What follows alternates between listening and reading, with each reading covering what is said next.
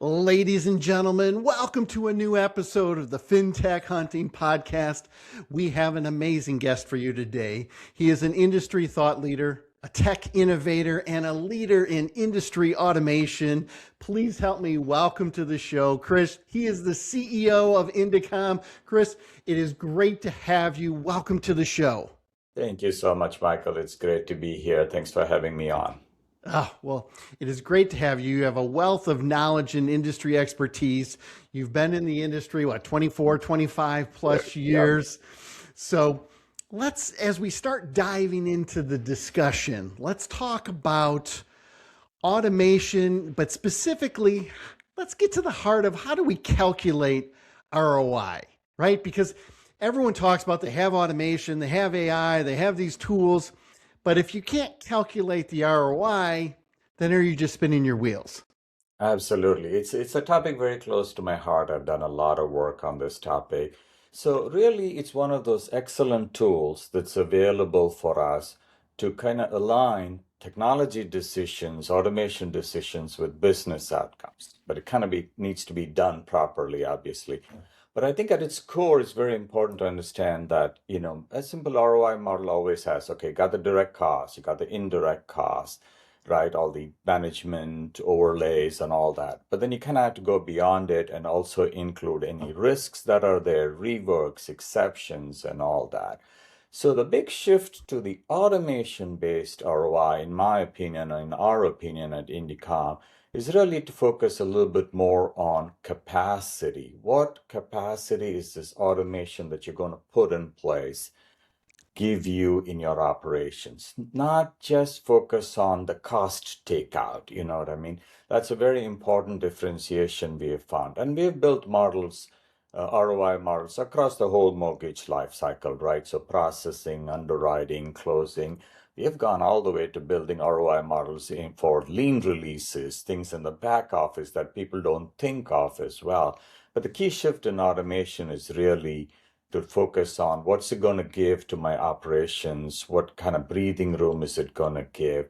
So it should really kind of trigger key questions. What's exactly happening in my operations today? What's the operation reality first and foremost, right? What's the productivity? Then we can talk from there on. Then you got your baseline. Then you can say, okay, here's what automation is going to do or not do to that. Well, I love it because so many people talk about features and functions, and companies are just selling the shiny object, AI this or automation this. But I love how you're taking a step back and saying, let's really discuss the ROI. Let's talk about the business case. And one of the things I've heard a number of people from Indecomm talk about is the discovery process.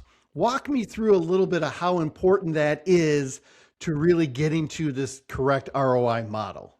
Absolutely. So I think I'll walk through a couple different phases here. So one is, first of all, we've built models and tools that our sales team can sit down with our clients and our prospects and have a very realistic conversations. Okay, the industry average is based on X productivity per underwriter. But is that really what's happening in your operations shop? Our models are such that the client can actually go in and plug their data points and come up with their own. So they are actually able to see their own reality first. Okay.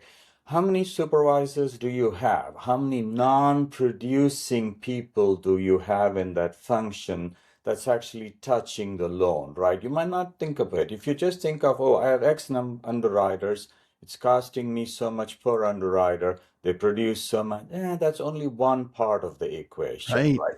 So the tools that we have and our sales team proactively uses, I get on calls with our clients as well, and we are kind of constantly educating our clients as to how to look at it. Some clients are obviously, they've got the data at the tip of their hands, some don't, and we help them kind of walk through those, plug their numbers in, that arrives it. So we kind of have to get to what is a strong automation ROI model before we move forward.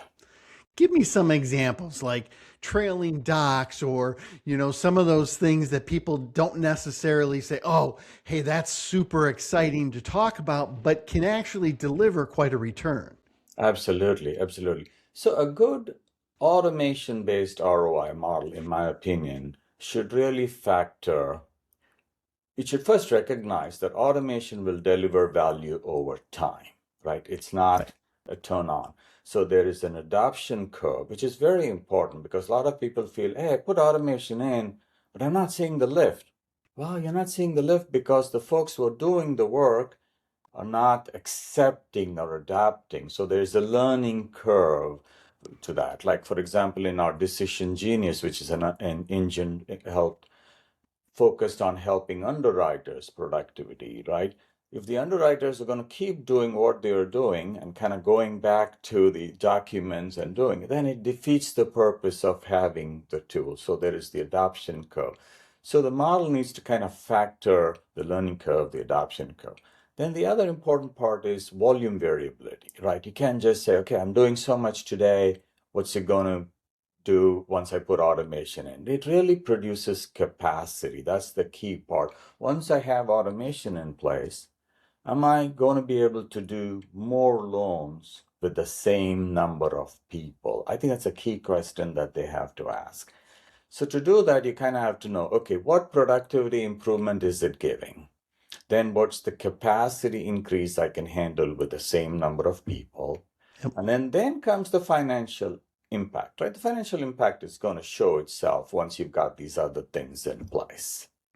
Well, and as you talk about those other things, talk to me about how important discipline is in really creating the right model, because in theory, a lot of people will shake their head and say, yeah, I agree with those things, but they don't necessarily have the discipline to execute and follow through consistently. Absolutely. So we always call this operations reality, operations complexity needs to be reflected in the model, right? I think it's very important that you put automation models in place before you kind of get into it, not after, to say what happened, right? That's one of the key things that you have to do. And second, I think you have to just ask yourself some real questions. What is happening in my operations today? Where are the costs, the reworks, and things like that hidden, right? And what exactly is it costing me today in terms of actually producing that function? And it's also important to know that it's possible to do this model at each function level, right? You can develop a model for processing, which will have completely different drivers compared to underwriting, compared to something in the post-close, Right. Front-end automation impact is quite different from something that you would do on the back. A QC-related automation is as much focused on risk as it is cost takeout, right? So you've got things in place. You can kind of go, wait, am I really sampling enough? Maybe this automation allows me to sample a little bit more and therefore reduce my risk, right? That's very important. Such a good point. Talk to me about, you guys have a number of genius solutions. Talk to me kind of, do you cover the mortgage life cycle? Where do those fit in really driving home this automation? Absolutely. So we as a company, we've been in the industry over 25 plus years. We've been kind of solely focused on the mortgage industry, and we provide support across the whole mortgage life cycle, right? Literally from loan setup, processing, underwriting, closing.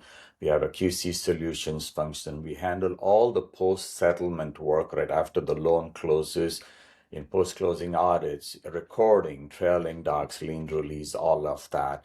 And what we have tried to do is introduce automation tools along the way in each of these functions so that you're seeing kind of a benefit, right? So I will take a couple of examples of where our automation tools are important and how it's.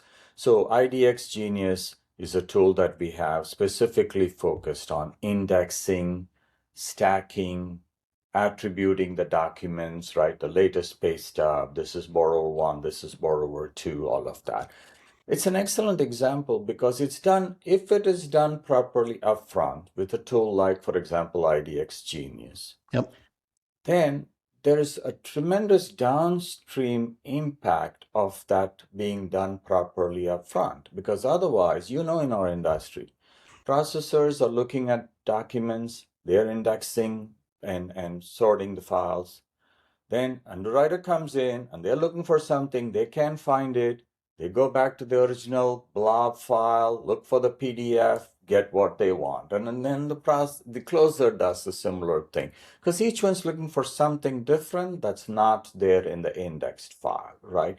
So maybe the engine that indexed the file, they might have automation in place already, right?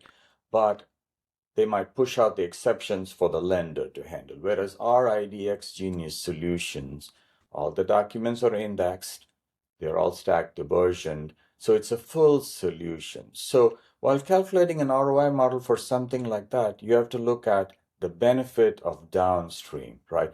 Imagine saving about 20 to 30 minutes of a processor's time now that they don't have to index the files. Right. Again, then the underwriter's time, because they don't have to do it. Then closer, auditor. You can actually take it all the way down to the MSR level to say if it's done well first time, the document should flow right through. That's one example.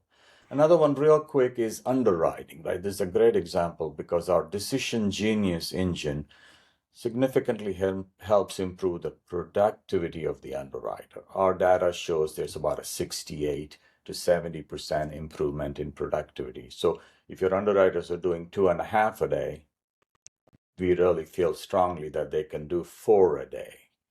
So when volumes increase, you can handle a lot more with the underwriters you have, and you're not doing the same thing we did back in 2020, rushing out to the market, trying to hire underwriters, and Right. And just throwing human spackle at it. Oh, volumes are up, so let's just throw more people. And when you can use the automation, obviously, then, and you don't have to throw those people at it, you can increase profitability as well. Absolutely. That's where we constantly talk about, is the automation adding capacity to your existing operations flow, right?